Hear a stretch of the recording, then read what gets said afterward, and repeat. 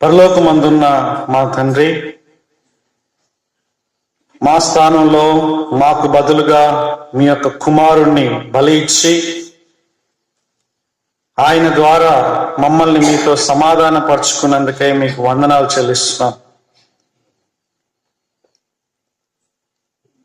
మీ యొక్క వాక్యాన్ని మేము ధ్యానించుచుండగా మీ యొక్క సన్నిధిని ఇక్కడ మీరు ఉంచండి. మా యొక్క మనోనేత్రాలు వెలిగించండి. మీ వాక్యాన్ని మేము సరిగ్గా అర్థం చేసుకొని మా జీవితాల్లో అన్వయించుకోవడానికి సహాయం చేయమని యేసుక్రీస్తు యొక్క నామంలో ఈ ప్రార్థన చేస్తున్నాం తండ్రి, ఆమేన్. పేతురు అనేటటువంటి యొక్క గ్రంథకర్త ఈ ప్రాముఖ్యమైనటువంటి సత్యాలని అక్కడున్నటువంటి చెదిరిపోయిన క్రైస్తవులకి కష్టాలలో, హింసలలో, ఇబ్బందులలో ఉన్నటువంటి విశ్వాసులకి, ప్రతికూలమైనటువంటి పరిస్థితుల్లో ఉన్నటువంటి వారికి రాయబడినటువంటి లేఖ. ఆ బ్యాక్గ్రౌండ్ కనుక మనం చూస్తే కొన్ని ప్లేసెస్ అక్కడ మెన్షన్ చేయబడుతుంది. 1వ అధ్యాయంలో కపదొకియా, గలతియా, పొంతు, ఆసియా, బితునియా, ఆ దేశాల్లో, ఆ ప్రాంతాల్లో చెదిరిపోయినటువంటి విశ్వాసుల గురించి, వారిని ఉద్దేశించి వారిని బలపరుస్తూ వాళ్ళు ఈ లోకంలో ఏ విధంగా జీవించాలి అనేటటువంటి విషయాల్ని పేతురు గ్రంథకర్త అక్కడ మాట్లాడుతున్నారు.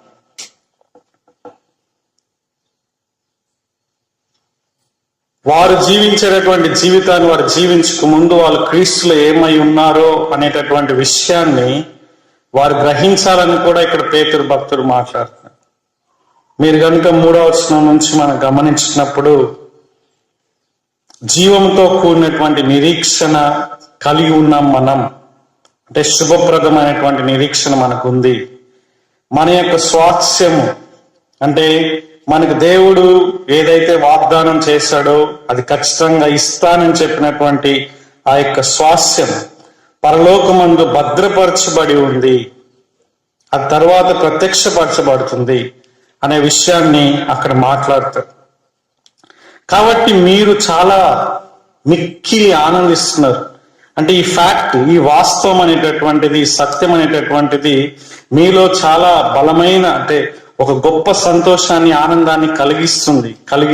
మీరు ఆల్రెడీ ఆనందిస్తున్నారు. కానీ ఈ లోకంలో మనకు కొన్ని శ్రమలు ఉన్నాయి. ఈ లోకంలో ఉన్నంత కాలం కొన్ని పరిస్థితులు, యేసుక్రీస్తు నమ్ముకున్నందుకు వచ్చేటటువంటి కష్టాలు, హింసలు, వాటి గుండా మీరు వెళ్తున్నప్పుడు మీరు చెక్కు చెదరొద్దు అనేటటువంటి విషయాన్ని మాట్లాడతారు. ముఖ్యంగా 9, 10, 11, 12 నుంచి మనం గనక గమనించినట్లయితే ఈ రక్షణ గురించినటువంటి అన్వేషణ పాత నిబంధనలో ప్రవక్తలు ఏ విధంగా పరిశోధించారు అంటే ఏంటి, యేసుక్రీస్తు ప్రభువారి యొక్క మరణ పునరుత్థానములు, యేసుక్రీస్తు ప్రభువారు ఏ విధంగా పాపుల కొరకు చనిపోయి తిరిగి లేస్తాడు అనేటటువంటి విషయాల గురించి, ఆ సత్యాల గురించి పాత నిబంధనలో ఉన్నటువంటి ప్రవక్తలు ఎంతగానో వాళ్ళు అన్వేషణ చేశారు, పరిశీలన చేశారు. 10వ వచనంలో ఆ యొక్క విషయాలు ఉంటాయి. మీకు కలుగు ఆ కృపను గురించి ప్రవచించిన ప్రవక్తలు ఈ రక్షణను గురించి పరిశీలించుచు తమ యందున్న క్రీస్తు ఆత్మ, క్రీస్తు విషయమైన శ్రమలను గూర్చి, వాటి తర్వాత కలుగబో మహిమలను గూర్చి ముందుగా సాక్ష్యం ఇచ్చినప్పుడు. సో ఇక్కడ పాత నిబంధన ప్రవక్తలు ఈ రక్షణ గురించినటువంటి ప్రణాళికలో ఆ పరిశోధన అనేటటువంటిది, అన్వేషణ అనేటటువంటిది ఇక్కడ మనం చూస్తాం. అంతేకాదు పరిశుద్ధాత్మ దేవుడు కూడా ఆ విషయాల్ని అక్కడున్నటువంటి అపోస్తులకు తెలియజేసినప్పుడు వాళ్ళ ద్వారా మనకి బయలుపరచబడింది అనేటటువంటి విషయాన్ని కూడా ఇక్కడ మనం చూస్తాం. 12వ వచనంలో పరలోకం నుండి పంపబడిన పరిశుద్ధాత్మ వలన మీకు సువార్త ప్రకటించిన వారి ద్వారా మీకు ఇప్పుడు తెలుపబడిన ఈ సంగతుల విషయమై తమ కొరకు కాదు గాని మీ కొరకే తాము పరిచర్య చేసిన సంగతి బయలుపరచబడెను. అపోస్తులు కూడా ఈ రక్షణ సువార్తను మీకు ప్రకటించారు అనేటటువంటి విషయాన్ని అక్కడ మాట్లాడతారు. కానీ వీటికంటే ఇంకా చాలా ఆశ్చర్యకరంగా ఇంకొక విషయాన్ని మనం ఇక్కడ గమనించవచ్చు. నెక్స్ట్ వచనం, దేవదూతలు ఈ కార్యములను తొంగి చూడగోరుచున్నారు. Underline that word. తొంగి చూస్తున్నారు అనమాట. అంటే దే ఆర్ ఎంతో ఆశతో ఎదురు చూస్తున్నటువంటి అనుభవం ఇక్కడ కలుగుతుంది మనకు. అంటే దేవుడు మానవుల పట్ల, ముఖ్యంగా మానవుని పట్ల కలిగి ఉన్న రక్షణ ప్రణాళిక విషయమై ప్రవక్తలు పరిశోధనలు చేస్తున్నారు, ఆయన బోధకులు ప్రకటిస్తున్నారు. అలాగే దేవదూతలు కూడా ఈ రక్షణ కార్యాలని, రక్షణ పొందినటువంటి వ్యక్తి జీవితంలో జరిగే కార్యాలని, భవిష్యత్తులో జరగబోతున్న వాటిని, ప్రస్తుతం జరుగుతున్నటువంటి వాటిని వాళ్ళు ఎంతో ఆశగా ఎదురు చూసినట్లుగా ఉంది. దీన్ని బట్టి మనం ఇంకో విషయాన్ని అర్థం చేసుకోవాలి. ఏంటంటే దేవదూతలకు కూడా యేసుక్రీస్తు యొక్క ప్రణాళిక, అంటే దేవుని యొక్క ప్రణాళిక ఇంకా సంపూర్ణంగా అనుగ్రహింపబడలేదు. మీరు కనుక ఎఫెసీ పత్రిక 3వ అధ్యాయంలోకి వస్తే అక్కడ దేవుడు తన యొక్క ఆ యొక్క మిస్టరీ అనేటటువంటిది, అంటే రక్షణ ప్రణాళిక ఏ విధంగా యూదులకి, యూదుల ద్వారా, యూదుల తర్వాత అన్యులకి, ఆ రెండింటిని కలిపి ఒక సంఘంగా నిర్మించి ఆయన ఎంత గొప్పగా ఈ యొక్క రక్షణ ప్రణాళిక మానవుల పట్ల కలిగిస్తున్నాడు అనే విషయం పరలోకంలో ఉన్నటువంటి అధికారులకి, పరలోకంలో ఉన్నటువంటి అథారిటీస్ కి బయలుపడాలనేటటువంటి ఉద్దేశం అక్కడ మనం చూస్తాం. 3వ అధ్యాయం 8 నుంచి 11 వరకు. ఈ రక్షణ ప్రణాళిక ఎంతో గొప్పది. పౌలు భక్తుడు, పేతురు భక్తుడు, పాత నిబంధన ప్రవక్తలు ప్రకటించినటువంటి వాళ్ళు, దేవదూతలు ఎంతో మంది అన్వేషించినటువంటి విషయం. ఆ రక్షణ పొందుకున్నటువంటి మీరు ధన్యులు. ఆ రక్షణలో మిక్కిలి ఆనందం ఉంది. కాబట్టి ఇప్పుడు మీరు వెళ్తున్నటువంటి మీ శ్రమలలో, ఇబ్బందులలో మీరు ఎట్లా జీవించాలి, మీరు ఏ విధంగా క్రీస్తు కొరకు నిలబడాలి అని చెప్పినప్పుడు ఇక్కడ 13వ వచనం నుంచి దాదాపు 24 వరకు 2 ప్రాముఖ్యమైనటువంటి సత్యాలను అక్కడ చెప్తాడు. ఒకటి, దేవుడు పరిశుద్ధుడు కాబట్టి మీరు కూడా పరిశుద్ధంగా ఉండాలి. Number 1, right? దేవుడు పరిశుద్ధుడు కాబట్టి, ప్రత్యేకమైన వాడు కాబట్టి, ఆయన ఒక విభిన్నమైనటువంటి వ్యక్తి కాబట్టి ఆయన్ని వెంబడిస్తున్నటువంటి మనం కూడా మన యొక్క సమస్త ప్రవర్తనలో, మాటలో, క్రియలో, ఉద్దేశాల్లో ఆ పవిత్రత, ప్రత్యేకత అది మనం కలిగి ఉండాలి. ఆ యొక్క ఒక విభిన్నమైనటువంటి జీవిత విధానాన్ని మనం కలిగి ఉండాలని అక్కడ పేతురు భక్తుడు మాట్లాడతాడు. నెక్స్ట్ మనం చూసినప్పుడు 22 నుంచి 24 వరకు మీరు ఆల్రెడీ దేవుని యొక్క ప్రేమని మీరు పొందుకున్నారు కాబట్టి, అంటే రక్షణ పొందినటువంటి మీలో పరిశుద్ధాత్ముడు దేవుని యొక్క ప్రేమని కుమ్మరించారు కాబట్టి మీరు సహోదరులు మిక్కిలి ప్రేమించుకోవాలి, ఒకరినొకరు మీరు మిక్కుటముగా మీరు ప్రేమించుకోవాలి అనేటటువంటి విషయాన్ని చెప్తున్నాడు. ఒక భక్తుడు మంచిగా ఈ యొక్క పేతురు పత్రికని, ముఖ్యంగా ఈ విషయాన్ని డీల్ చేస్తున్నప్పుడు చాలా అద్భుతంగా ఆయన వర్ణన ఉందన్నమాట. ఒకటి ఏమంటున్నాడంటే, మొదటిగా పేతురు వర్టికల్ రిలేషన్షిప్ గురించి మాట్లాడుతున్నాడు, అంటే దేవునితో మనకున్నటువంటి సంబంధం. ఆ తర్వాత హారిజాంటల్ రిలేషన్షిప్ అంటే ఏంటి, సహోదరుల మధ్యలో, విశ్వాసుల మధ్యలో ఒకరికొకరు ఉండాల్సినటువంటి ప్రేమ సంబంధం గురించి మాట్లాడుతున్నాడు. ఆ తరువాత 2వ అధ్యాయంలో మనం చూసినప్పుడు నీ యొక్క, నా యొక్క వ్యక్తిగత జీవితం గురించి మాట్లాడుతున్నాడు. ఈ speaking to a personal life, ఇది చాలా ఇంపార్టెంట్. ఈ రోజు మనం నేర్చుకోబోయేటటువంటి అంశం ఇదే. రక్షణలో మనం ఏ విధంగా ఎదగాలి, రక్షణలో ఎదగడం అనేటటువంటిది ఈ రోజు మనం నేర్చుకునేటటువంటి అంశం, రైట్? ఆ విషయాన్ని ఇప్పుడు మాట్లాడుతున్నాడు. అంటే దేవునితో సంబంధం, ప్రజలతో సంబంధం, అలాగే ఇప్పుడు వ్యక్తిగతంగా మనం దేవునిలో ఎదిగేటటువంటి, మనం ఆత్మీయంగా ఎదిగేటటువంటి విషయంలో మనం ఎట్లా ఉండాలి, ఎట్లా రక్షణలో ఎదగాలి, ఎవరు రక్షణలో ఎదగాలి, రక్షణలో ఎదగాలంటే ఏం చెయ్యాలి అనే విషయాలు, ఏం చేయకూడదు అనే విషయాలు యొక్క 3 వచనాల్లో ఉన్నాయి. అవి మనం చూసి నేర్చుకొని మనం పాటిస్తాం, రైట్? నెంబర్ 1, ప్రభు రక్షణలో మనం ఎదగాలంటే మొట్టమొదటిగా మనం చేయవలసినటువంటి పని ఏంటంటే, ప్రభు దయాళుడని మీరు రుచి చూచి ఉన్న ఎడలా, అంటే ఏంటి, ప్రభు దయాళుడని మనం రుచి చూసిన వారిగా ఉండాలి. దయాళుడు అంటే మంచివాడు, దేవుడు మంచివాడు అనేటటువంటి అనుభవపూర్వకమైనటువంటి జ్ఞానం కలిగి ఉండాలి. ఆ విధంగా కలగకపోతే రక్షణలో ఎదగడం అసాధ్యం. అంటే ఇంకో మాటలో ఏం చెప్తున్నాడు తెలుసా గ్రంథకర్త? రక్షణ పొందకుండా రక్షణలో ఎదగలేము. సో ఇక్కడ ఆ మాటలు మాట్లాడుతున్నాడు. అసలు వాస్తవానికి సరైనటువంటి తర్జుమా ఎట్లా అంటే, ప్రభు దయాళుడని మీరు రుచి చూచి ఉన్నారు కాబట్టి. రుచి చూచి ఉన్నాడలా, లేకుంటే రుచి చూచినట్లయితే అనే ఒక కండిషన్ ఇక్కడ చెప్పడం లేదు. Is assuming. ఎవరికి రాస్తున్నాడు ఆ యొక్క విషయాల్ని? విశ్వాసులకు రాస్తున్నాడు.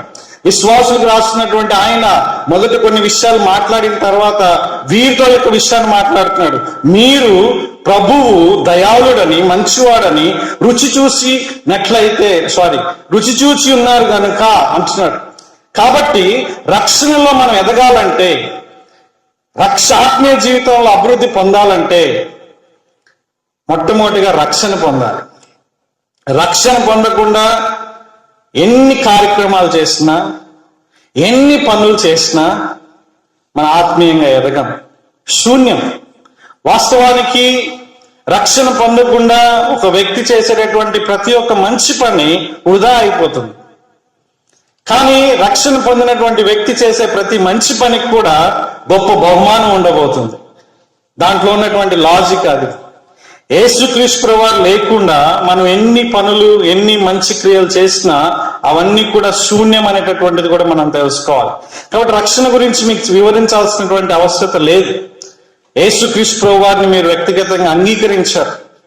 మీరు, నేను, మనందరం కూడా పాపం చేశామని, పాపం వలన మరణం ఉందని, ఆ మరణమే నరకమని, మనం మరణం నుంచి తప్పించడానికి మనం ఏ ప్రయత్నం చేసినా సరే అది సరిపోదని, స్వయాన దైవ మానవుడిగా యేసుక్రీస్తు ప్రభువారు ఈ లోకానికి వచ్చాడని, ఆయన మానవుల కోసం రక్తం కాచి ప్రాణం పెట్టి సమాధి చేయబడి 3వ రోజున మృత్యుంజయుడిగా తిరిగి లేచి పాప క్షమాపణ ఇవ్వగలరనేటటువంటి సత్యాన్ని నువ్వు నేను అంగీకరించాను. కాబట్టి ఆ అంగీకరించినటువంటి వారిగా మనం రక్షణలో ఎదగలం. కానీ ఒకవేళ ఆ దేవుణ్ణి కనుక వ్యక్తిగతంగా అంగీకరించకపోతే, అంటే ఆ పాప క్షమాపణ లేకపోతే, దేవునితో సంబంధం లేకపోతే, ఆ అడ్డు అనేటటువంటి తొలగకపోతే మనం రక్షణలో ఎదగలేము. రక్షణ అంటేనే దేవునితో సమాధానం, రక్షణ అంటేనే దేవునితో సంబంధం, రక్షణ అంటేనే దేవునితో సహవాసం, రక్షణ అంటేనే దేవునితో మనం నడవడం. కాబట్టి రక్షణ అనేటటువంటిది కేవలం మన యొక్క జ్ఞానానికి సంబంధించింది కాదు, మేధస్సుకు సంబంధించింది కాదు, మైండ్కి సంబంధించింది మాత్రమే కాదు. ఇది ఒక రిలేషన్షిప్, ఇది ఒక అనుభవం, ఇది ఒక అనుభూతి. అంటే మనం ఇంతకు ముందు దేవునికి దూరంగా ఉన్నటువంటి మనం ఇప్పుడు దేవునికి దగ్గరయ్యాం. మనం ఆ దేవునితో సంబంధం ఉంది మనకి. ఇప్పుడు దేవునితో మాట్లాడుతున్నాం, అబ్బా తండ్రి అని మొరపెట్టుకుంటున్నాం. మనం ఆ సంబంధం కలిగి ఉన్నాం. మనం పరిశుద్ధాత్మ దేవుడు నీ హృదయంలో అటువంటి కార్యం చేస్తాడు. కాబట్టి ఈ విషయాన్ని గమనించాలి. రక్షణ ఒకవేళ పొందకుండా ఉంటే ఇప్పటికైనా సరే ఆ విషయం గురించి ఒకసారి మీరు మరలా ఆలోచించేయండి. ఎందుకంటే బైబిల్ ప్రకారంగా, వాక్యం ప్రకారంగా అనేక మంది బోధకులు కూడా రక్షణ పొందకుండానే బోధకులుగా పనిచేస్తున్నారు. నాలాంటి వాళ్ళు రక్షణ పొందకుండానే విశ్వాసులుగా చలామణి అవుతున్నారు. కాబట్టి నిన్ను నువ్వు పరిశీలన చేసుకునేటటువంటి అవసరత చాలా ఉంది. నన్ను నేను పరిశీలన చేసుకునే అవసరత చాలా ఉంది. ఏ విషయంలో అయినా సరే మనకి సరైన జ్ఞానం లేకపోయినా, మరొకసారి మీకు గుర్తు చేస్తున్నా, పదే నేను గుర్తు చేస్తూనే ఉంటాను, రక్షణ గురించినటువంటి సరైన జ్ఞానం మనకు ఉండాలి.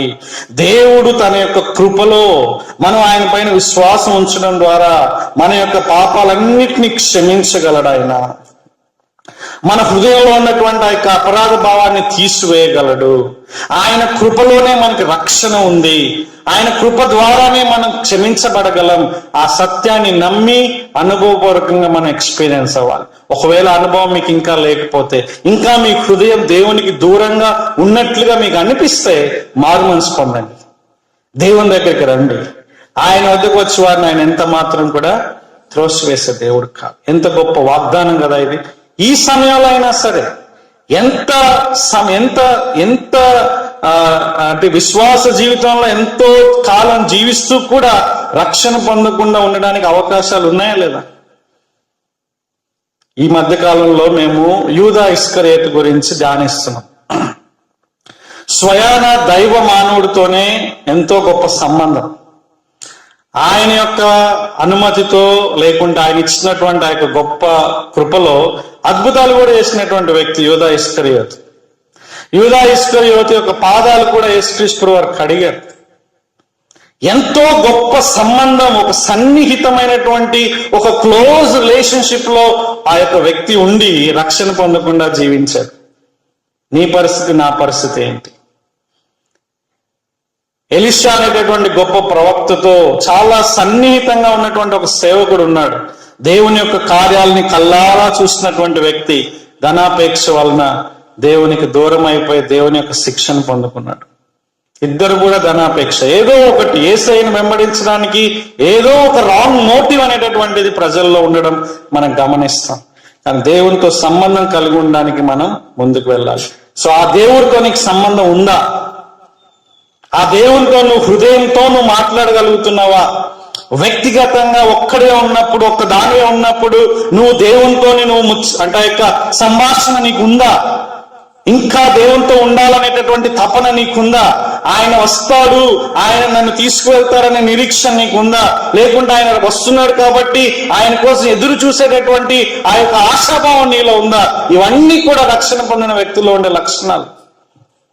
ఒకవేళ ఇవన్నీ లేకపోతే ఒకసారి మనల్ని మనం ఎగ్జామిన్ చేసుకొని, మనల్ని మనమే, వేరే వాళ్ళని కాదు, నిన్ను నువ్వు నన్ను నేను ఎగ్జామిన్ చేసుకొని పరిశీలన చేసుకొని మనం మనల్ని ఖండన చేసుకోవాల్సిన పని లేదు. నిజంగా ఇది ఒక గొప్ప శుభవార్త. దేవదూతలు ఏం చెప్పారు తెలుసా? ఇదిగో ప్రజలందరికీ కలుగబోవు మహా సంతోషకరమైన సువర్తమానం. ఇది మహా సంతోషకరమైన వార్త. యేసుక్రీస్తు వారు రావడం, నేను లోకానికి తీర్పు తీర్చడానికి రాలేదు, నేను రక్షించడానికి వచ్చానని చెప్పాడు దేవుడు. ఇది ఒక శుభవార్త. యేసుక్రీస్తు దగ్గరికి వచ్చినప్పుడు మన పాపాలు క్షమించబడతాయి. ఆయన ఒక్కరే మన పాపాలు క్షమించడానికి అర్హుడు. ఆయన ఒక్కరే మన పాపాలు క్షమించడానికి ఇష్టపడేటటువంటి వ్యక్తి. ఆయన నమ్మదగిన వాడు, ఆయన నీతిమంతుడు అనేటటువంటి విషయాలు ఇక్కడ చెప్తున్నారు. కాబట్టి నువ్వెవరైనా సరే, నువ్వెక్కడున్నా సరే, నీ పరిస్థితి ఏదైనా సరే, ఒకవేళ నీ హృదయంలో ఇంకా రక్షణ పొందలేదన్న భావన ఉన్నా సరే, లేకుంటే పాప క్షమాపణ విషయంలో సరైనటువంటి అవగాహన లేకపోయినా, నువ్వు దయచేసి దేవుని వాక్యాన్ని నమ్మి విశ్వసించి ఆయన పాదాల మీద పడితే ఆయన నిన్ను క్షమించి హక్కున చేర్చుకునేటటువంటి దేవుడు. కాబట్టి రక్షణలో ఎదగాలంటే ఏం కావాలి? మనకి ఏం కావాలి? రక్షణ కావాలి. రైట్? రక్షణ పొందకుండా రక్షణలో ఎదగలేము. దయచేసి అర్థం చేసుకోండి, రక్షణ పొందడం చాలా ఇంపార్టెంట్. ఓకే, రక్షణ పొందినటువంటి మనం 2 పనులు చేయాలి ఎదగాలంటే. చూడండి, ఎదగాలనేటటువంటి మాట ఎక్కడుంది? 3వ వచనంలో. రక్షణ విషయంలో ఎదుగు నిమిత్తము, అండర్లైన్ దట్ వర్డ్. 3వ వచనంలో ఉన్నటువంటి మెయిన్ కీవర్డ్ రక్షణ విషయంలో ఎదుగు నిమిత్తం ఏం చేయాలి? మనం 2 విషయాలు చేయాలి. ఒకటి మానాలి, ఇంకొకటి అపేక్షించాలి. 5 విషయాలు మానాలని ఇక్కడ గ్రంథకర్త చెప్తున్నాడు, ఒక్క విషయాన్ని అపేక్షించాలని గ్రంథకర్త చెప్తున్నాడు. రైట్? మొదటి మనం ఏం మానాలో మనం చూసుకున్నాం. సమస్తమైన దుష్టత్వమును, సమస్తమైన కపటమును, వేషధారణను, అసూయను, సమస్త దూషణ మాటలను మాని. ఇవి మానాలి. రక్షణలో ఎదగాలంటే ఈ యొక్క పాపాల యొక్క పట్టిక ఉంది కదా ఇక్కడ. పేతురు గ్రంథకర్త పరిశుద్ధాత్మ ద్వారా చెప్పినటువంటి యొక్క 5 విషయాల్ని మనం మానాలి. మానడం అంటే అర్థం ఏంటంటే పక్కన పడేయాలి. ఒక డ్రెస్సు బాగా మాసిపోయినప్పుడు, లేకుంటే అది ఉపయోగంలో లేనప్పుడు ఏ విధంగా తీసి అవతల పడేస్తామో ఆ విధంగా ఈ యొక్క 5 విషయాల్ని మనం పక్కన పడేయాలి. ఆ విధంగా చేయాలని చెప్తున్నారు. రక్షణ పొందడానికి ఇది ఒక కండిషన్ ఇక్కడ, అంటే రక్షణలో ఎదగడానికి ఇది ఒక విషయాన్ని చెప్తున్నాడు, చాలా ఇంపార్టెంట్. ఫస్ట్ ఏంటి తెలుసా అండి? ఇక్కడ 3 సార్లు సమస్తమైన అనేటటువంటి మాటలు ఉన్నాయి. సమస్తమైన కపటం, సమస్తమైన దుష్టత్వం, సమస్త దూషణ మాటలు. ఈ 5 విషయాలు మానాలి. ఈ 5 విషయాలంటే 5 మానితే సరిపోతుందా, మిగతా చేయొచ్చా అనుకుంటారేమో. రైట్? 5లో ఒకటి నెంబర్ 1 ఉంది కదా, దాంట్లో అన్ని మిక్స్ అయిపోతాయి. ఏమని ఉందండి? ఫస్ట్దే సమస్తమైనటువంటి దుష్టత్వం, wickedness, all kinds of wickedness, wicked attitudes, wicked works, wicked words, దుష్టకరమైనటువంటి మాటలు, క్రియలు, ఉద్దేశాలు అన్ని కూడా మనం మానాలి. దాంట్లో పాపాల లిస్టులన్నీ వచ్చేస్తాయి. మిగతావన్నీ కొన్ని ఎంఫసైజ్ చేస్తున్నాడు. పేతురు భక్తుడు కొన్ని ఎంఫసైజ్ చేస్తున్నాడు, పౌలు భక్తుడు కొన్ని ఎంఫసైజ్ చేస్తాడు, ఇంకొక భక్తుడు ఇంకొన్ని ఎంఫసైజ్ చేస్తాడు. అక్కడ అవసరాన్ని బట్టి, అక్కడ ఉన్నటువంటి పరిస్థితులను బట్టి కొన్ని పాపాలని హైలైట్ చేస్తాడు. ఇక్కడ ఏంటంటే మనం పాపాల విషయంలో ఏం చేయాలి, వాటిని మానేయాలి అనేటటువంటి విషయాన్ని ఇక్కడ మాట్లాడుతున్నాం. సమస్తమైనటువంటి దుష్టత్వాన్ని, ఇతరులకి కీడు చేయాలి, ఇతరులకి హాని చేయాలి, ఇతరులకి గాయపరచాలి అనేటటువంటి ఆ యొక్క యాటిట్యూడ్ నుంచి, క్రియల నుంచి, మాటల నుంచి మనం పక్కకు రావాలి రక్షణలో ఎదగాలంటే. రెండోది, సమస్తమైనటువంటి కపటం మానివేయాలి. కపటం అంటే మోసం, మోసం, డిసీట్ఫుల్నెస్ అంటే మంచిగా కనిపించడం కానీ లోపల ఏదో పర్సనల్ అజెండా పెట్టుకోవడం. సంబంధాలలో అలాగే మిగతా విషయాలలో ఇది చాలా చాలా ప్రాముఖ్యమైనటువంటి విషయం.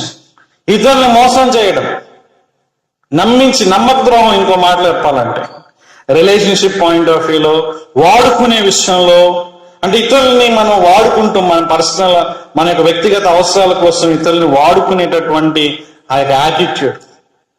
యూదా చేసినటువంటి పని అదే, నమ్మక ద్రోహం. ఆయనకి ధనం కావాలి, డబ్బులు కావాలి, అధికారం కావాలి, అధికార దాహం ఉంది ఆయనకి, పరిపాలించాలనేటటువంటి ఆశ ఉంది. యేసుక్రీస్తు ప్రభువారిని ఆయన అడ్డు పెట్టుకున్నాడు. ఆయన ఉంటే నాకు ఒక అవకాశం వస్తుంది అనుకున్నాడు. ఆయన ఉన్నాడు కాబట్టి ఆయన నాయకత్వంలో దొంగతనాలు చేసి ఆయన పర్సనల్ నీడ్స్ ఆయన ఫుల్ఫిల్ చేసుకున్నాడు. చూస్తే మాటలు చాలా అద్భుతంగా మాట్లాడతాడు. ఎందుకు ఈ యొక్క అత్తర్ని ఈ విధంగా ఈ స్త్రీ వృధా చేస్తుంది, ఇది అమ్మి బీదలకి ఇవ్వచ్చు కదా అంటాడు. మరియా అనేటటువంటి ఒక స్త్రీ యేసుక్రీస్తు ప్రభువారు చేసినటువంటి ఆ గొప్ప కార్యాలను బట్టి, తన జీవితంలో జరిగించినటువంటి పాప క్షమాపణను బట్టి, ఆయన యొక్క దైవత్వాన్ని గుర్తించినటువంటి ఆ యొక్క స్త్రీ విలువైనటువంటి అత్తర్ని యేసుక్రీస్తు యొక్క పాదాల దగ్గర పోయడం మనం చూస్తాం. కానీ ఇక్కడ ఆయన రియాక్షన్ ఎట్లుంటుందంటే పేదలకు మేలు చేయొచ్చు అన్నట్లుగా ఉంటది. వాస్తవానికి బయట నుంచి మనం గమనిస్తే కరెక్టే అనిపిస్తుంది. అంటే వాళ్ళ మాటలు చాలా వినసొంపుగా ఉంటాయి. మాటల్లో మనం చూస్తే అసలు వాళ్ళని కనిపెట్టలేం. ఆ విధంగా నువ్వు నేను ఉన్నామా? మన యొక్క మాటలు అట్లున్నాయా? వ్యక్తిగతంగా ఒక అజెండా పెట్టుకొని లోపల బయటికి మనుషుల్ని మునగచిట్టు ఎక్కిస్తున్నామా? మనుషుల్ని బాగా మెచ్చుకుంటున్నామా? మెచ్చుకోవాలా లేదా? మనుషుల్ని ఖచ్చితంగా మెచ్చుకోవాలి, అభినందించాలి, కానీ నిజాయితీగా చేయాలి. కానీ నీ వ్యక్తిగత లాభం కోసం, మన వ్యక్తిగత స్వార్థం కోసం ఇతరులు మెచ్చుకుంటే అది దేని కింద వస్తుందండి? కపటం కింద వస్తుంది, మోసం. కాబట్టి అటువంటి పనులు మనం చేయకూడదు. సంబంధాల్లో ఇది ఎక్కువగా ఉంటుంది. కాబట్టి ఇటువంటి విషయాలు మనం మానాలి. అలాగే ఇప్పుడు చాలా ఇంపార్టెంట్ పాయింట్కి వచ్చినాం మనం. మిడిల్లో ఉంది చాలా ఇంపార్టెంట్, రైట్? మధ్యలో ఉండేదంతా కూడా చాలా ఇంపార్టెంట్ కదా, అట్లా అనుకుంటాం మనం. అన్ని ఇంపార్టెంటే, but this is the most important అనిపిస్తుంది. ఏంటది? వేషధారణ. వేషధారణ, రైట్? వేషధారణ అంటే మనకి భయం రావాలి కదా, ఎందుకంటే ఎక్కువగా స్ట్రగుల్ అయ్యేది మనమే కదా. ముఖ్యంగా విశ్వాసులు, తర్వాత పాస్టర్లు విశ్వాసులు స్ట్రగుల్ అయినంతగా ఒక అవిశ్వాసి ఇంత స్ట్రగుల్ కాడు.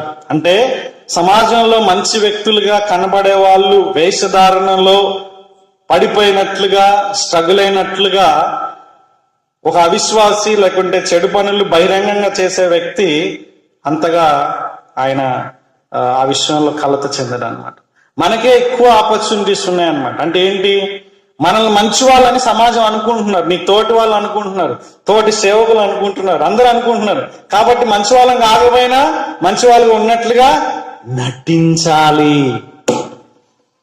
బయట సినిమాల్లో ఉండేటటువంటి యాక్టర్లు 3 గంటల కోసం నటిస్తారు, వినోదం కోసం నటిస్తారు, వృత్తిపరంగా నటిస్తారు, డబ్బుల కోసం నటిస్తారు.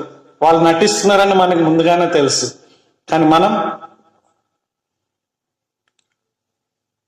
ఇతరుల యొక్క మెప్పు పొందడానికి మనం నటిస్తున్నాం, రైట్? ఈ వేషధారణ అనేటటువంటిది యాక్చువల్గా మూల భాషలో మూల పదం కూడా మనం చూసుకుంటే యాక్టింగ్ అనేటటువంటి పదం నుంచి వచ్చింది, యాక్టర్స్. అంటే ఇప్పుడు యాక్టింగ్ అంటే అర్థం ఏంటి? ఇప్పుడు నీ జీవితంలో చాలా కష్టాలు ఉన్నాయి, ఇబ్బందులు ఉన్నాయి, నువ్వేం చేయాలి? కష్టాలని ఇబ్బందులు అందరికీ తెలిసేటట్లుగా ఏడుపు ముఖం పెట్టుకొని ఉండాలి, లేకుంటే యాక్టింగ్ చేసినట్లే కదా అని అనుకుంటే తప్పు. దాని గురించి మాట్లాడటం లేదు. యాక్టింగ్, ఈ వేషధారణ అనేటటువంటిది నైతిక పరమైనటువంటి దాని గురించి మాట్లాడుతుంది. ఆత్మీయంగా మంచిగా ఉన్నట్లుగా నటించే దాని గురించి మాట్లాడుతున్నాం. అంటే ఆ విధంగా మనం ఉండకుండా ఉన్నట్లుగా ఇతరులకి కనిపించాలని. మత్తయి సువార్త 6వ అధ్యాయంలో ఏముంది? ప్రార్థన చేయకుండా ప్రార్థన చేసి ఇతరులతో మెప్పు పొందేటట్లుగా మనం ఉండడానికి ప్రయత్నం చేయడం, ఇతరులు చూసి మనల్ని మెచ్చుకోవాలి, వాళ్ళ గురించి మనం కొన్ని చేస్తాం, సహజంగా అవి చెయ్యం మనం. ఒకసారి చలికాలంలో ఉదయం 8 గంటలకి మా అత్తమ్మ మా ఇంటికి వచ్చింది. మేము 3వ ఫ్లోర్లో జీవిస్తున్నాం అప్పుడు, రైట్? అప్పుడు ఇంకా డాన్ పుట్టలేదు, రిక్కీ ఒక్కడే పుట్టాడు. చాలా చలి. మా ఇంటి వెనకాల ఒక గ్రౌండ్ ఉండేది, పైన బాగా చలి ఉంటుంది. 8 గంటలకు వచ్చి టక్ టక్ టక్ టక్ అని తలుపు కొట్టింది. మా అత్త అనేటటువంటి విషయం కన్ఫర్మ్ అయింది. నేను బెడ్రూమ్లో ఉన్నా. తలుపు కొట్టినప్పుడే లేచిన తర్వాత నేను చేసినటువంటి పని ఏంటంటే, చల్ల నీళ్లు అయినా సరే వెళ్ళి స్నానం చేసుకొని ఫ్రెష్గా తయారై వచ్చి, బాగున్నావా ఆంటీ, మంచిగున్నావా అనేసి నేను అడిగిన. తప్పేమన్నా చేసినానా లేదా చెప్పండి మీరే. ఆ పనిలో ఏమన్నా తప్పుందా? ఏం లేదు, మంచిదే కదా. నువ్వు చల్లనీళ్ళతో చేసినా వేడి నీళ్ళతో చేసినా స్నానం చేసి ఒక వ్యక్తిని హలో చెప్తే మంచిదే కదా. కానీ నేను ఎందుకు చేశాను అనేటటువంటిది, అది వేషధారణ కాదా అనేటటువంటిది బయటపడుతుంది. నేను ఎందుకు చేశాను తెలుసా అండి? అమ్మో, ఇప్పుడు కనుక నేను ఇట్లానే వెళ్ళిపోతే, అరే ఈడేం పాస్టర్ 8 గంటల్లో అనుకున్నాడు అని అనుకుంటుందేమో అని నేను ముందుగానే లోపల ఏదో ఆలోచన చేసి, నీళ్లు చల్లగా ఉన్నా సరే స్నానం చేసి ఫ్రెష్గా తయారయ్యి బైబిల్ చదువుకున్నట్లుగా అనుకోవాలని నేను బాగా, అంటే అక్కడ అబద్ధం ఆడకుండా కూడా అబద్ధం ఆడుతున్నాను అనమాట. అంటే వీడు బాగా ఫ్రెష్గా ఉన్నాడంటే అర్థం ఏంటి? ఎప్పుడో లేచాడు, బైబిల్ కూడా చదువుకొని ఉండొచ్చు అనే అవగాహన ఆమె కల్పించేటట్లుగా నేను చేసిన పని ఏంటంటే స్నానం చేశాను. కానీ ఎవ్వరికీ తెలియదు కదా నేను వేషధారుడుగా ఉన్నానని. ఒకరోజు ఏం జరిగిందంటే, మా బాబుకి కంటిన్యూగా ఫీవర్ వస్తుందన్నమాట. కన్సిస్టెంట్గా యాంటీబయాటిక్స్ వాడినా సరే కంటిన్యూగా జ్వరం వస్తూనే ఉంటే హాస్పిటల్ తీసుకెళ్ళినప్పుడు స్కానింగ్కి కాసేపు కూర్చోండి, మళ్ళా వస్తాడు ఆ డాక్టర్ గారు రాలేదు అది ఇదని కాసేపు అన్ని. తర్వాత డాక్టర్ గారు వస్తే నేను పింకీ లోపలికి వెళ్ళాం. డాక్టర్ గారు స్కానింగ్ తీయడానికి రెడీ అయ్యారు. రెడీ అయినప్పుడు నేను రిక్కీ దగ్గరికి వెళ్ళి, రిక్కీ బేటా, జీసస్ మనకు తోడుగా ఉంటాడన్నా, నువ్వు ధైర్యంగా ఉండాలా, జీసస్ యేసయ్య నీకు సహాయం చేస్తాడు, ధైర్యంగా ఉండు అని చెప్పినా నేను రిక్కీకి. ఏమైనా తప్పు చేసినానా? వాస్తవానికి ఏం తప్పు చేయాల, కానీ ఎందుకు చెప్పినా తెలుసా? అది ఆ స్కానింగ్ తీసేటటువంటి వ్యక్తి ఒక క్రిస్టియన్ కాబట్టి ఇప్పుడు నేను జీసస్ నీకు హెల్ప్ చేస్తాడు, జీసస్ నీకు సహాయం చేస్తాడు, యేసయ్య సహాయం చేస్తాడు అంటే ఆయన వీడు క్రిస్టియన్ కదా కాబట్టి వీడికి మంచి చేస్తాడనేటటువంటి భావన ఆయనకు ఉంటుందని నేను భావించి నేను ఆ మాటలు మాట్లాడా. నిజాయితీగా నేను యేసయ్య సహాయం చేస్తాడని హృదయపూర్వకంగా అక్కడ చెప్పలేదు. వేషధారణ ఇట్లా కనుక మనం తవ్వుకుంటే మన జీవితంలో ఎన్ని ఉంటాయండి. సడన్ గా మన ఇంటికి ఎవరన్నా వస్తే చలో ఫ్యామిలీ ప్రేయర్ పెట్టుకుందాం అంటే మీ పిల్లలందరూ షాక్ అయిపోతారు. నాన్న ఇప్పుడేంటి ఫ్యామిలీ ప్రేయర్, కూర్చోండి ఫ్యామిలీ ప్రేయర్ అన్నాం అనుకోండి అయిపోయి. అంటే ఫ్యామిలీ ప్రేయర్ రెగ్యులర్ గా లేకుండా ఎవరైనా సడన్ గా మీ ఇంటికి రాగానే నువ్వు ఫ్యామిలీ ప్రేయర్ అంటే వేషధారణ. నువ్వు వ్యక్తిగతంగా ప్రార్థన చేయకుండా వేరే దగ్గరికి వెళ్ళినప్పుడు వాళ్ళ కోసం నువ్వు ప్రార్థన స్టార్ట్ చేస్తే వేషధారణ. ఎవరి కోసం చేస్తున్నావు, ఏమేం చేస్తున్నావు, ఎవరిని మెప్పించాలని చేస్తున్నావు అంటే మనుషుల్ని మాత్రమే మెప్పించాలని, వాళ్ళు నీ కొరకు మంచిగా అనుకోవాలని మనం గనుక ఏం చేసినా సరే వేషధారణకి అవి నడిపిస్తాయి. మత్తయి సువార్త 6వ అధ్యాయంలో దేవుడు యేసుక్రీస్తు ప్రభువారు చాలా ఖండితంగా పరిచయాల్ని ఖండించాడు. కాబట్టి మనం మానాలి. ఏం చేయాలి? మనం యథార్థంగా ఉండాలి, నిజాయితీగా ఉండాలి. మనుషులు ఏమనుకున్నా పర్వాలేదు, మనం యథార్థంగా ఉండాలి. మనం బలహీనులం, అది తెలుసుకోవాలి ఫస్ట్. మనమేమో దేవదూతలం కాదు. రైట్? అర్థం చేసుకోండి. పాస్టర్లు దేవదూతలు కాదు, విశ్వాసులు దేవదూతలు కాదు. ఇక మనమే కాకపోతే ఇంక అవిశ్వాసులు ఎట్లయితారు చెప్పండి? కానీ అట్లా ఉంది, ప్రజలకి దేవదూతల్లాగా చూస్తున్నారు అనమాట పాస్టర్లని, విశ్వాసులని అట్లా. కాబట్టి మనం చాలా ఫీల్ అయిపోయి టెన్షన్ అయిపోతా ఉంటాం. మనం ఏం చేయాలండి? మనం యథార్థంగా ఉండాలి. యథార్థంగా తప్పులు చేయమని చెప్తలేను. యథార్థంగా ఉండడం అంటే మనుషుల కోసం చేయకుండా దేవుడి కోసం చేయాలి. మనుషులు ఉన్నా మనుషులు లేకపోయినా సరే, ఎవరు చూసినా ఎవరు చూడకపోయినా సరే, మనం దేవుడి కోసం మనం పాటలు పాడాలి, దేవుడి కోసం మనం మంచి పనులు చేయాలి, దేవుడి కోసం మనం మిగతా పనులు చేయాలి. అప్పుడు వేషధారిని మనం ఓవర్కమ్ చేస్తాం. లేకుంటే నువ్వు స్ట్రగుల్ అయినంతగా, నేను స్ట్రగుల్ అయినంతగా జీవితంలో ఎవ్వరు స్ట్రగుల్ కాలేదు. నేను రక్షణ పొందక ముందు మా ఇంటికి పాస్టర్లు వస్తుండే, హౌస్ విజిటింగ్. అంటే హౌస్ విజిట్ చేస్తారు కదా పాస్టర్ గారు, మీరు కూడా. హౌస్ విజిటింగ్ వచ్చినప్పుడు ఏం జరుగుతుంది తెలుసా?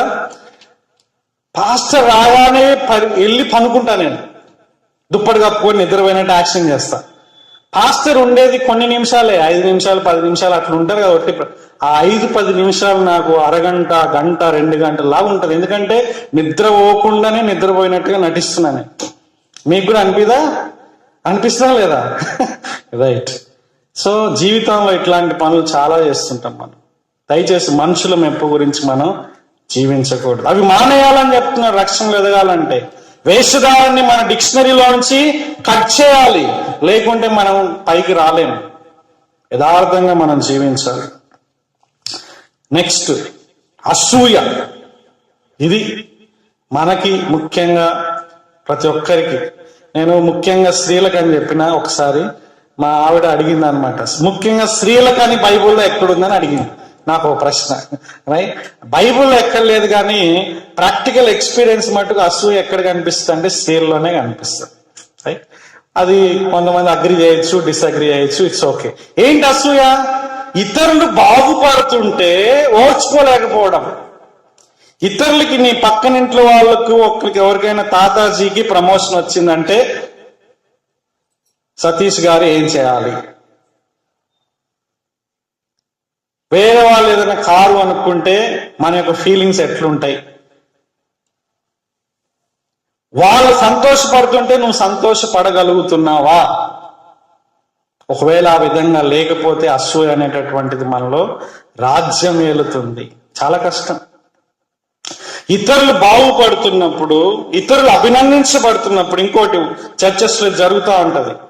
సడన్ గా పాస్టర్ గారు ఏం చేస్తారంటే, పలానా ఏమంటారు, భూమేష్ చాలా గొప్పగా దేవుని యొక్క పరిచర్య చేస్తున్నాడు, గొప్పగా అతని అందరు చప్పట్లు కొట్టిన అందరి ముందు కొట్టించారు అనుకోండి. మిగతా వాళ్ళకి నిజంగా చప్పట్లు హృదయంలోంచి వస్తున్నాయా? నాకెందుకు కొట్టించలేదు అనేటటువంటి బాధ నీకుందా? ఎవరి చేత గుర్తించబడాలనుకుంటున్నావు నువ్వు? అసూయ అనేటటువంటిది ఎంత డేంజరస్ అంటే, నువ్వు నేను సరిగా లేకపోయినా వేరే వాళ్ళు సరిగా ఉన్నప్పుడు వాళ్ళకి బ్లెస్సింగ్స్ వచ్చినా, లేకుంటే పొగడ్తలు వచ్చినా అది తట్టుకోలేనటువంటి పరిస్థితి. అందుకే దాన్ని మనం ఇంకా నాటు భాషలో చెప్పాలంటే కుళ్ళు కూర్చోనిదంట, నించోనిదంట.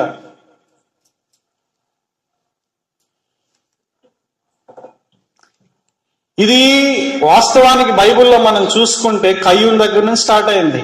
కయ్యూను, హేబెల్ ఇద్దరు కూడా అర్పణ చేసినారు. ఇద్దరు చేసిర్రు, కానీ కయ్యూన్ దేవుడు మెచ్చుకోలేదు, ఎందుకంటే సరిగా చేయలేదు. హేబెల్ మెచ్చుకున్నాడు, ఎందుకంటే సరిగా చేశాడు. కానీ కయ్యూనికి ఏం జరిగిందండి? హేబెల్ పైన అసూయ కలిగి ఓర్చుకోలేకపోయాడు. ఓర్వలేనితనం, కుళ్ళుకోవడం, ఓర్వలేనితనం, అసూయ, ఇవి మనలో ఉన్నటువంటి భయంకరమైన పాపాలు. మనకేం కనిపిస్తుంది? తాగుబోతులే పెద్ద పాపాలు కనిపిస్తుంది. అరే తాగుబోతురావాడు, తాగుబోతు అనేసి వాళ్ళ గురించి అనగా నీళ్ళు అసూయ ఉందని ఎప్పుడైనా గ్రహించినావా? మనలో గర్వం ఉందని ఎప్పుడైనా గ్రహించినావా? మనలో వేషధారణ ఉందని ఎప్పుడైనా గ్రహించినావా? మనలో మనం చూసుకుంటున్నామా? వేరే వాళ్ళే కనిపిస్తూ ఉంటారు మనకి ఎప్పుడు. రైట్? ఆ తర్వాత మనం చూసినప్పుడు దావీదు, సౌలు జీవితంలో కూడా ఈ అసూయ ప్రారంభం. యుద్ధానికి వెళ్ళి ఒక దేశం తరపున పోరాడి ఒక యోధుడిగా తన దేశాన్ని సంరక్షించినటువంటి వ్యక్తికి అక్కడ ఉన్నటువంటి స్త్రీలందరూ కూడా గొప్పగా పొగుడుతున్నప్పుడు మహారాజు ఏం చేయాలి? ఆయన కూడా పొగడాలి. అట్లా కాకుండా అసూయ స్టార్ట్ అయింది. ఆ తర్వాత యేసుక్రీస్తు ప్రభు వారు గొప్ప గొప్ప అద్భుత కార్యాలు చేసుకుంటూ ప్రజల్ని, కుష్ఠవ్యాధుల్ని, లేకుంటే సమాజంలో వెలివేయబడిన వాళ్ళని హత్తుకొని వాళ్ళని స్వస్థపరిచి వాళ్ళకి గొప్ప బోధలు బోధించి దేవుని యొక్క రాజ్యపు సువార్తను ప్రకటిస్తున్నప్పుడు వేల మంది ఆయన వెనుక వెళ్తున్నప్పుడు పరిసయ్యులు ఆయన చూసి అసూయ పడ్డారనే మాట ఉంటుంది. ఓర్చుకోలేకపోయారు. నీ జీవితంలో మంచి జరిగినా లేకుంటే వేరే వాళ్ళు నీ జీవితంలో మంచి జరిగిందా అని చూసి ప్రశంసించినా ఓర్చుకోలేనటువంటి ఒక భయంకరమైన విషపు లక్షణమే ఈ యొక్క అసూయ. ఈ అసూయతో ఎంత మంది స్ట్రగుల్ అవుతున్నారో తెలుసా అండి? క్రైస్తవుడిగా, విమోచింపబడిన వ్యక్తిగా, రక్షణలో వెదిగేటటువంటి వ్యక్తిగా ఈ అసూయను మానాలని దేవుడు చెప్తున్నాడు. అందుకే మనం పౌల్లాగా అన్ని విషయాల్లో కూడా సంతృప్తి కలిగి ఉండడం నేను నేర్చుకున్నాను అనేటటువంటి విషయాన్ని మనం చెప్పాలి. ఏడ్చేవారితో ఏడవడం, నవ్వేవారితో నవ్వడం మనం నేర్చుకోవాలి. ముఖ్యంగా నాకంటే నా సహోదరుడు చాలా ఆ ఘనత రావాలని, ఆ ఘనత విషయంలో ఒకరికంటే ఇంకొకరిని ఎక్కువగా మనం చూడాలనేటటువంటి ఆజ్ఞ మనం ఆజ్ఞాపించబడ్డాం. చాలా టఫ్ ఇది. కాబట్టి ఇక్కడ పాయింట్ ఏంటంటే, మనకు అటువంటి శోధన వచ్చినప్పుడు ఆ శోధనలో పడిపోకూడదు. మనం వెంటనే రెడ్ అలర్ట్ వస్తుంది అన్నమాట. వచ్చినప్పుడు ప్రభువా, యేసయ్యా, దేవా, ఎంత అసూయ ఉంది ప్రభువా నాలో. వాళ్ళ దగ్గరేమో ప్రైజ్ ది లార్డ్ అంటున్నా, కంగ్రాచులేషన్స్ అంటున్నా, లోపల నాకు రాలేదని బాధ ఉంది. ఇది చాలా తప్పు యేసయ్యా, నన్ను క్షమించు, ఈ విషయంలో నుంచి నన్ను బయటికి తీసుకురా ప్రభువా, వాళ్ళని ఇంకా దీవించు అని కనుక మనం దేవుని కంటిన్యూగా ప్రేయర్ చేసుకుంటే దేవుడి యొక్క అసూయ నుంచి మనల్ని విడిపిస్తాడు. ఇది నీ జీవితంలో, నీ హృదయంలో జరిగేటటువంటి కార్యాలు. కాబట్టి ఈ విషయంలో మనం జాగ్రత్తగా ఉండాలి. ఫైనల్, 5వది, అన్నిటికంటే అత్యంత ప్రాముఖ్యమైనది అన్నట్టు, సంఘాలలో ఎక్కువగా జరిగేటటువంటి భయంకరమైన పాపం ఇది. సంఘాలలో ఎక్కువగా జరిగేటటువంటి పాపం ఏంటిది? సమస్త దూషణ మాటలు కూడా మనం మానాలి.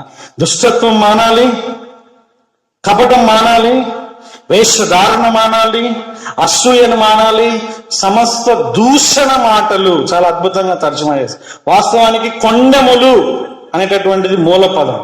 అంటే వేరే వాళ్ళ యొక్క రహస్యాలు ఇతరులకు చెప్పడం. నువ్వేదో ఆదరిస్తావని, ప్రోత్సహిస్తావని నీ దగ్గరకు వచ్చి చెప్పుకునేటువంటి నీ యొక్క సహోదరి లేకుంటే నీ సహోదరుడి యొక్క రహస్యమైనటువంటి విషయాలు, సున్నితమైనటువంటి విషయాల్ని నువ్వు ఒక పెద్ద మెగాఫోన్ పెట్టుకొని, లేకుంటే ఒక వాట్సాప్ క్రియేట్ చేసి, అంటే నేను లిటరల్ గా చెప్పడం లేదు, ఫిగరేటివ్ గా చెప్తున్నాను, అందరికీ స్ప్రెడ్ అయ్యేటట్లుగా ప్రార్థన అనేటటువంటి ముసుగులో వాటన్నిటిని లీక్ చేయడం చాలా చాలా ఘోరమైన విషయం. అయితే ఇక్కడ వాడబడినటువంటి పదం ఏంటంటే ఇంకా స్ట్రాంగ్ అన్నమాట. ఏమంటున్నాడు? సమస్త దూషణ మాటలు. అంటే ఏంటి తెలుసా? ఇతరులకి అపకీర్తి రావాలని, ఇతరుల యొక్క పేరు ప్రఖ్యాతులు పోవాలని నువ్వు చేసేటటువంటి ఈ యొక్క పని నువ్వు మానాలి. అంటే నువ్వు చెప్తున్నటువంటి మాటల వలన వేరే వారి యొక్క గౌరవ మర్యాదలు పోతున్నాయి అనేటటువంటి ఆ కాన్షియస్నెస్ లేకుండా, లేకుంటే పోవాలనేటటువంటి దురుద్దేశంతో మెల్లగా, మ్యానిపులేటివ్ గా, సటిల్ గా, తెలివిగా, కుయుక్తిగా, వదిలినట్టుగా వదలకుండా ఆ విధంగా నువ్వు చెప్పడం వల్ల ఇతరులు ఎంతగానో గాయపడతారనే విషయాన్ని మనం తెలుసుకోవాలి. ఇది చాలా చాలా చాలా చాలా ప్రాముఖ్యమైనటువంటి విషయం. దాదాపు అన్ని సంఘాల్లో కూడా, వింటున్నటువంటి మీకు కూడా చెప్తున్నా, ప్రతి సంఘంలో కూడా ఈ భయంకరమైనటువంటి పాపంతో విశ్వాసులు స్ట్రగుల్ అవుతున్నారు. దయచేసి ఈ విషయాన్ని దేవుడికి నీకు మధ్యలోనే పెట్టుకోండి. నీ సొంత భాగస్వామితో కూడా నువ్వు షేర్ చేసుకోకూడదు. దేవుని యొక్క మహాకృప వలన దాదాపు 20 సంవత్సరాలుగా నాకు ప్రజలు చెప్పినటువంటి వారి యొక్క సన్నిహితమైన, లేకుంటే వారి యొక్క బలహీనతల్ని నేను నా హృదయంలోనే పెట్టుకోవడానికి దేవుడు సహాయం చేశాడు. నా భార్యకు కూడా చెప్పను నేను. అందుకే ప్రజలు ఇంకా నమ్ముతారు. ఇంకా ఇంకా వాళ్ళు చెప్పినప్పుడు వాళ్ళకి కౌన్సిలింగ్ ఇచ్చి వారి విషయాల్ని దేవుడికి చెప్పడం మనం నేర్చుకోవాలి. ముఖ్యంగా స్త్రీలు ఈ విషయంలో చాలా కేర్ఫుల్ గా ఉంటారు. ఒకటి చెప్తే దాన్ని 100 అంతలు చేస్తారు. You are good in exaggeration అవ్వలాంటి అదే పురుషులు కూడా చేస్తారు. పురుషులు దీనికి అతీతం కాదు, కానీ స్త్రీలు సహజంగా చేయొచ్చు అనమాట. కింద పడిపోయి కొంచెం రక్తం వస్తే చాలా రక్తం వచ్చిందని చెప్పేటటువంటి ఆ యొక్క మాట తీరు అనేటటువంటిది ఉంటది. ఏదో కొంచెం జరిగితే దాన్ని ఎక్కువగా చేసి చూపించడం. ఇప్పుడు మీడియా ఉంది కదా, మీడియా చేసే పని అదే. మీడియా ఏదైతే హైలైట్ చేసి ఎక్కడైతే దానికి టీఆర్పీ రేటింగ్ వస్తుందో దానికోసం లేని దాన్ని లేకుంటే ఒక విషయాన్ని హైలైట్ చేసి సత్యాన్ని మరుగు చేయడం అనేటటువంటి చేస్తూ ఉంటారు. స్త్రీలు కూడా తెలుసో తెలియకో ఉన్న విషయాలన్నీ కక్కేస్తారు. ఆమె దగ్గర, ఈమె దగ్గర, వాళ్ళ దగ్గర, వీళ్ళ దగ్గర, పిల్లల గురించి, భర్త గురించి, తోటి విశ్వాసుల గురించి, బంధువుల గురించి, అత్త గురించి, మామ గురించి, అల్లుడు గురించి, కోడల గురించి బయట చెప్పి చెప్పి చెప్పి అనవసరంగా వాళ్ళకి పరువు ప్రఖ్యాతులు, పేరు ప్రఖ్యాతుల్ని దూషణ పాలు చేస్తున్నారు. ఇవి మానాలి అని చెప్తున్నారు. దీనికి సంఘం చాలా సీరియస్ గా ప్రజలకి హెచ్చరించాల్సినటువంటి అవసరం ఉంది. ఈ 5 విషయాలు మానాలి మనం రక్షణ ఎదగాలంటే. సో రక్షణ ఎదగాలంటే ఏం చేయాలి? రక్షణ పొందాలి. రక్షణ ఎదగాలంటే ఏం చేయాలి?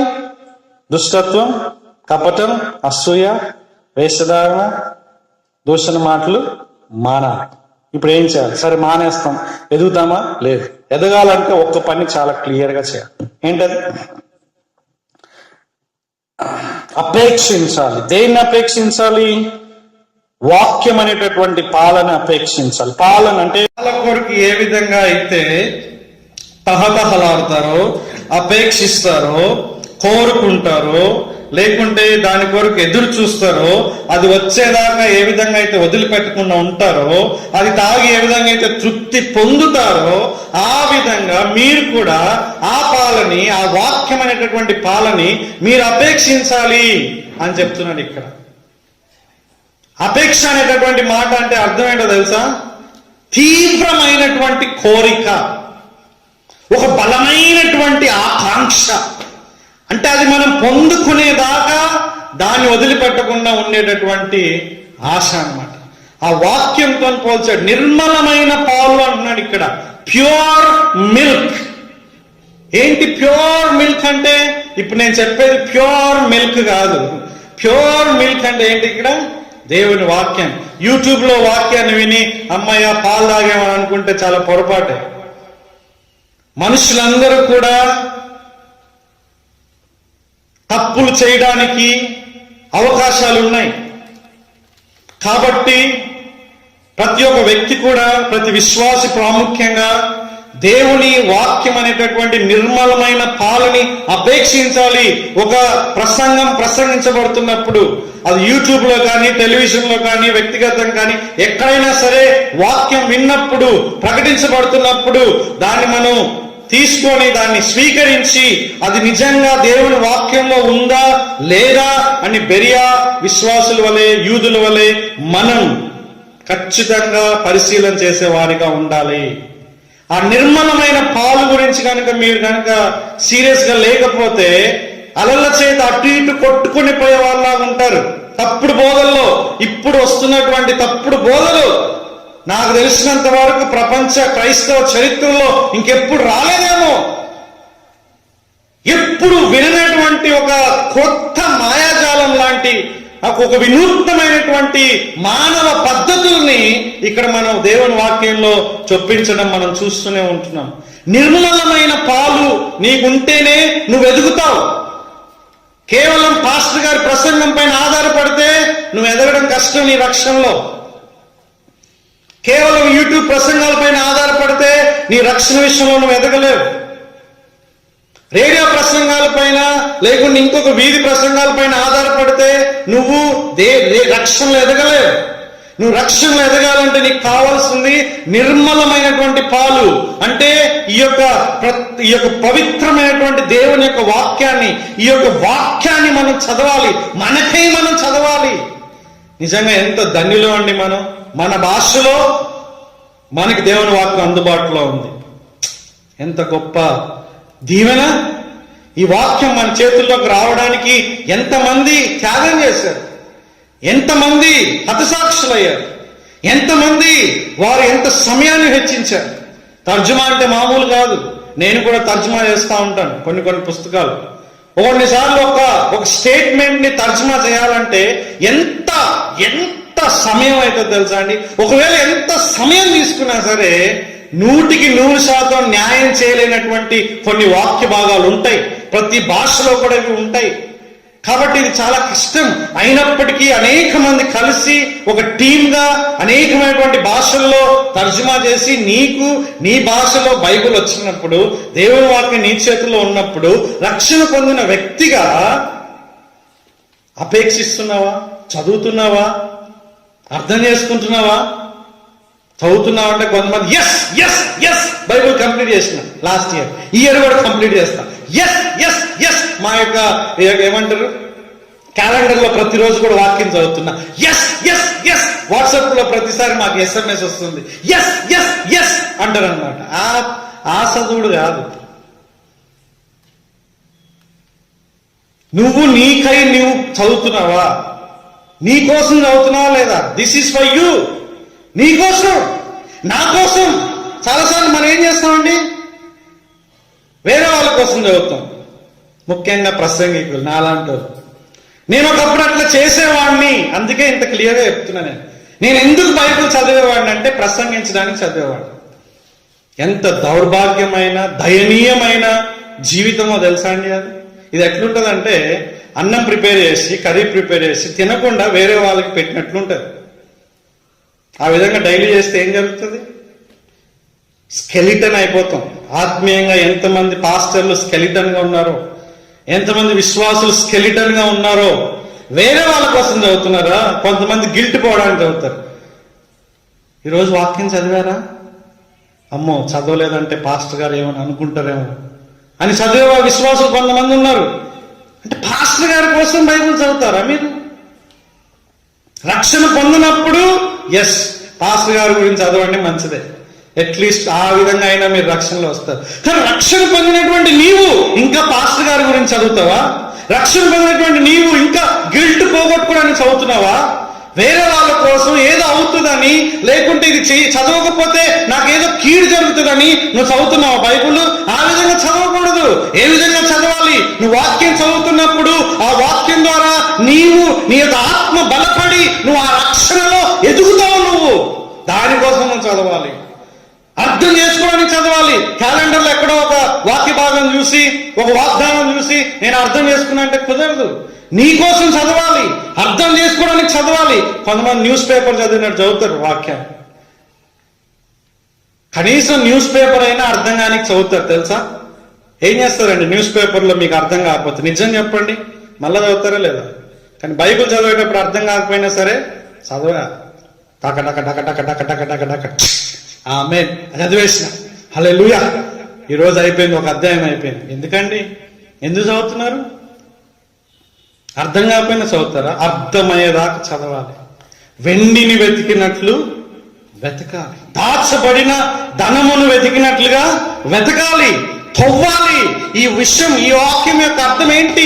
నాకు అర్థం కావట్లేదని దేవుణ్ణి వేడుకోవాలి, ప్రభువాన్ని మొరపెట్టాలి. ఒకవేళ నువ్వు మొరపెట్టినా, నువ్వు ఎంత ఘోషించినా నీకు అర్థం కాకపోతే నీ తోటి విశ్వాసులను అడగాలి, మీ సంఘ కాపర్ని అడగాలి, సంఘ పెద్దలను అడగాలి. ఆ తర్వాత కామెంట్రీస్కి వెళ్ళు, లేకుంటే యూట్యూబ్ దగ్గరికి వెళ్ళు, అన్నిటికి వెళ్ళి ఆ వాక్యాన్ని అర్థం చేసుకొని అప్పుడు ఆ యొక్క దావీదుకు వచ్చినటువంటి అనుభవం మనకు రావాలి.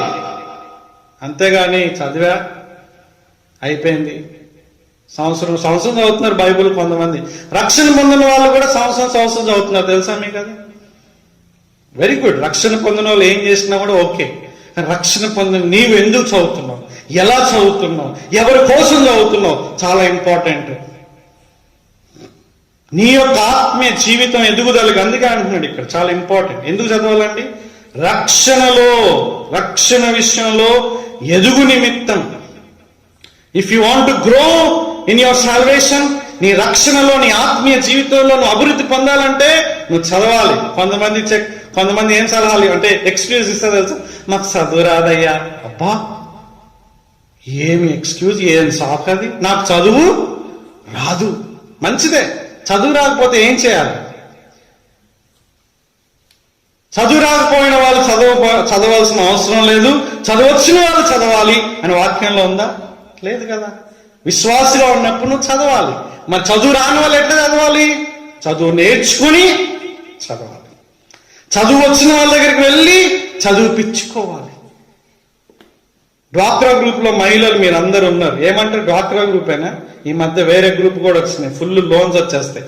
ఒకవేళ మీకు లోన్ వచ్చింది 30,000 లేకుంటే 60,000 వచ్చింది, సంతకం పెడితేనే మీకు డబ్బులు ఇస్తారు, వేలు ముద్రలు తీసేశారని చెప్పారు అనుకోండి. నాకు చదువు రాదయ్యా, నాకు వద్దులే అంటారా? ఇంగ్లీష్ లో కూడా సంతకం నేర్చుకుంటారు, మామూలు కాదు. అమ్మ మీకు ఒక 1000 రూపాయలు ఇస్తాను, ఒక గంట సేపు చదువు నేర్చుకోమంటే నేర్చుకుంటారా మీరు? గంట సేపు 1000 రూపాయలు ఎందుకంటే 100 రూపాయలు ఇచ్చినా సరే ఖచ్చితంగా నేర్చుకుంటాం అంటారు. అంటే నువ్వు నేర్చుకోవాల్సిన అవసరం ఉన్నా కూడా నేర్చుకుంటలేదు.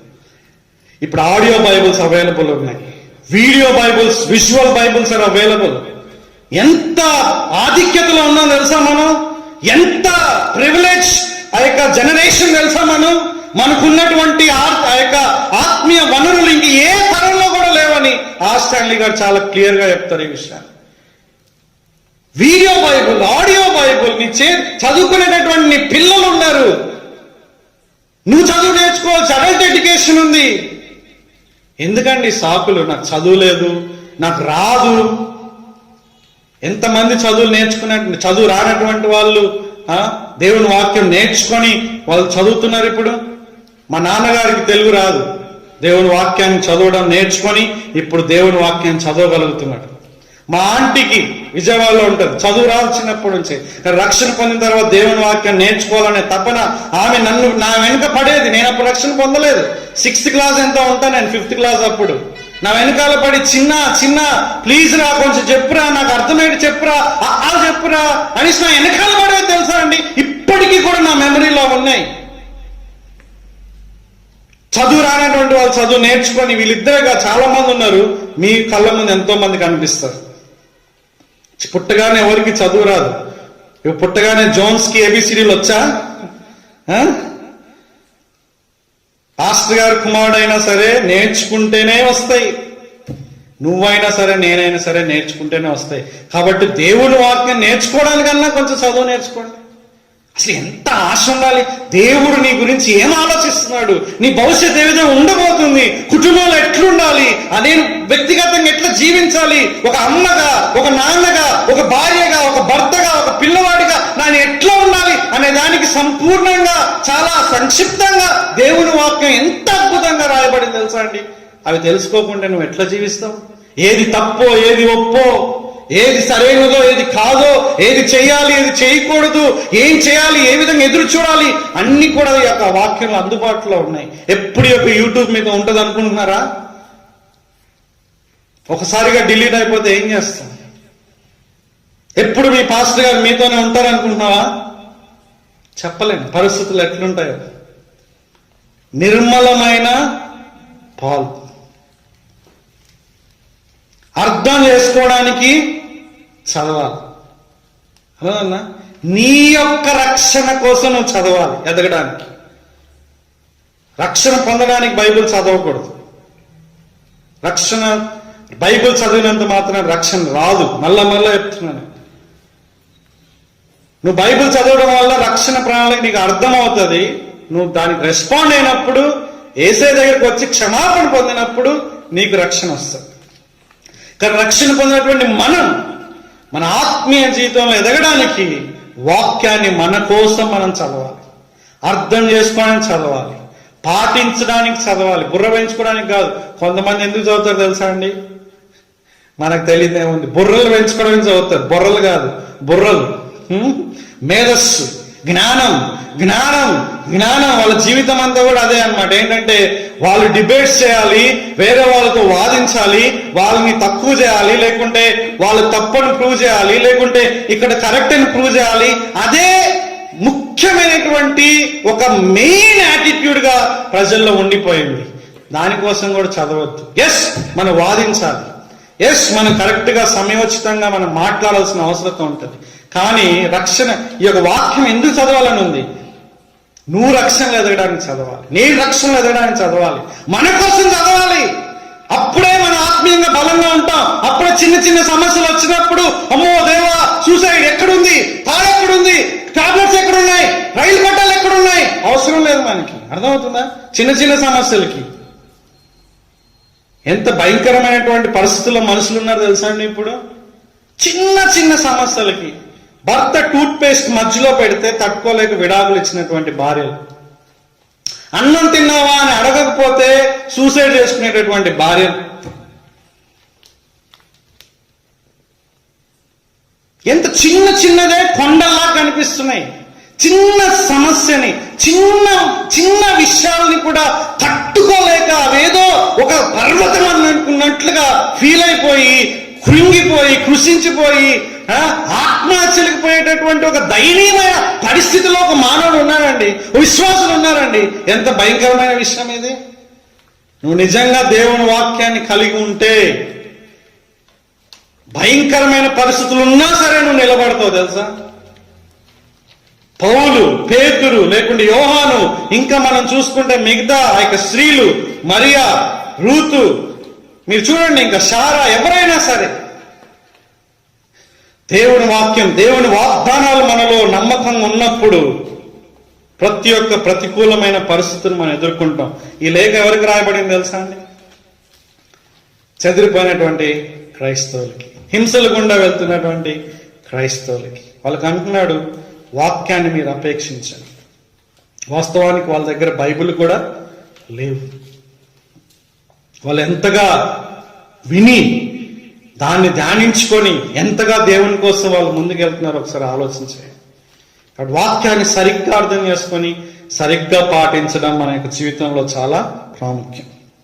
ఓకే, రక్షణ ఎదగడానికి ఏం చేయాలండి? మనకి రక్షణ పొందాలి. ఒకవేళ ఎవరైనా సరే ఇంకా రక్షణ పొందకుండా, యేసయ్యని మీ జీవితంలో వ్యక్తిగతంగా అంగీకరించకుండా, పాప క్షమాపణ పొందకుండా ఇంకా దూరంగా ఉంటే దయచేసి ఒక మంచి నిర్ణయం నువ్వు తీసుకో. ఆయన మాత్రమే నిన్ను క్షమించగలడు, ఆయన మాత్రమే నీకు పాప క్షమాపణ ఇవ్వగలడు, ఆయన మాత్రమే నీకు నిత్య జీవం ఇవ్వగలడు. అలాగే రక్షణలో ఎదగాలంటే మనం ఈ యొక్క సమస్తమైనటువంటి దుష్టత్వం, అసూయ, వేషధారణ, కపటం, దూషణ మాటల్ని మానేయాలి, పక్కన పెట్టేయాలి. అలాగే రక్షణ విషయంలో ఎదగాలంటే క్రొత్తగా జన్మించినటువంటి శిశువుల్లాగా నిర్మలమైనటువంటి పాలలాంటి వాక్యానికి మనం ఒక బలమైనటువంటి కోరిక, ఒక తీవ్రమైనటువంటి కోరికతో ఆ వాక్యాన్ని మన హృదయంలో హత్తుకోవాలి. అప్పుడే మనం రక్షణలో ఎదుగుతాం. అప్పుడే మనం గాలి చేత అటు ఇటు కొట్టుకొని పోము, అరల చేత అటు ఇటు కొట్టుకొని పోము, అబద్ధ బోధకుల చేత అటు ఇటు కొట్టుకొని పోము.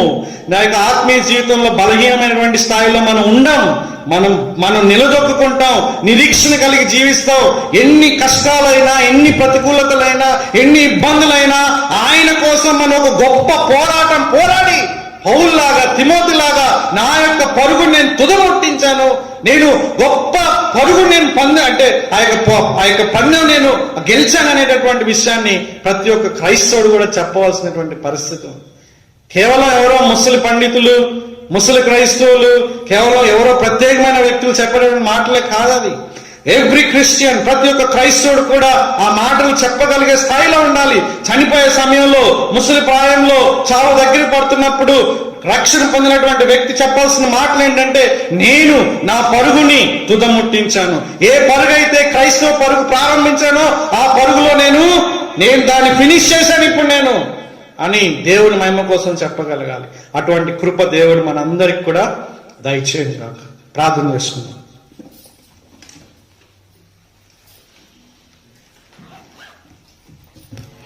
ఇలా ప్రార్థన చేసుకుందాం. ఎన్నో శ్రేష్టమైనటువంటి ఆధ్యాత్మిక సత్యాలు ఈ వర్తమానంలో మనం విన్నాం. మరి రక్షణ ఏ విధంగా పొందాలి, రక్షణ పొందినటువంటి వారు ఏ విధంగా జీవించాలి అనే విషయాలు ఇందులో పొందుపరచబడ్డాయి. ప్రార్థన చేసుకుందాం. మహాపరిశుద్ధుడు అయిన మా దేవ, మీకు వందనాలు, స్తోత్రాలు చెల్లిస్తున్నాం. ఈ రాత్రి మీరు మమ్మల్ని ప్రేమించి ప్రభా మీ దాసుని ద్వారా మాకు అనేక ఆధ్యాత్మిక సత్యాలు మీ జీవవాక్యంలో నుండి మా ప్రభా తెలియపరిచినందుకై మీకు స్తోత్రాలు చెల్లిస్తూ ఉన్నాం. నాయన, రక్షణ పొందనటువంటి వారు ఏ విధంగా రక్షణ పొందుకోవాలో అన్న విషయాన్ని మీరు తెలియజేశారు. ప్రభా, మీరు మా పాపం కొరకు సిలువలో మరణించి సమాధి చేయబడి సజీవుడివై 3వ రోజు తిరిగి లేచారు. నీవే నిజమైన దేవుడు అని ప్రభా, పాప క్షమాపణ ఇచ్చేటువంటి వాడు అని, మీ ద్వారానే ఆత్మరక్షణ కలుగుతుంది అని, నరకం నుండి తప్పించుకోగలను అన్న సత్యము ఆయన రక్షణ పొందనటువంటి వారు ఎరిగి రక్షణ పొందుకుంటూ సహాయం చేయమని ప్రార్థిస్తూ ఉన్నాం.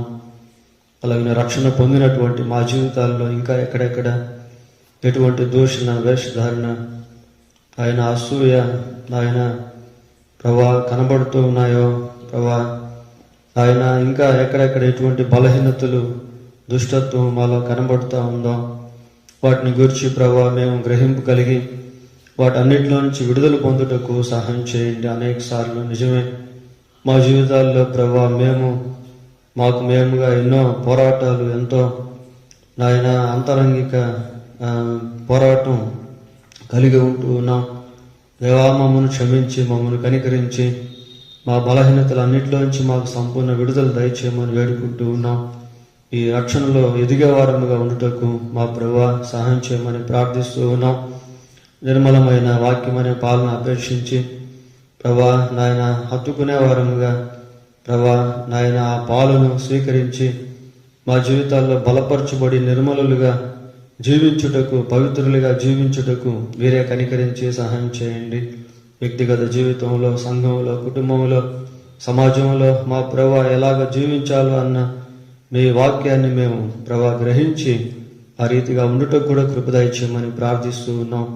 ఆయన యొక్క సందేశాన్ని విన్న ప్రతి ఒక్కరిని దీవించండి. ఈ మాటలకు నీరు కట్టి ఫలింపు దయచేయమని ఘనత, మహిమ, ప్రభావం మీకు ఆరోపిస్తూ ప్రభా ఇది మేము అలాగా విని ఊరుకుండే వారంగా కాక దీని గురించి మళ్ళీ మేము ఆలోచించే వారంగా కూడా ఉండుటకు మీ పరిశుద్ధాత్మ సహాయం మాకు దయచేయమని మా రక్షకుడైన యేసుక్రీస్తు దివ్యమైన నామంలో ప్రార్థన చేస్తున్నాము తండ్రి.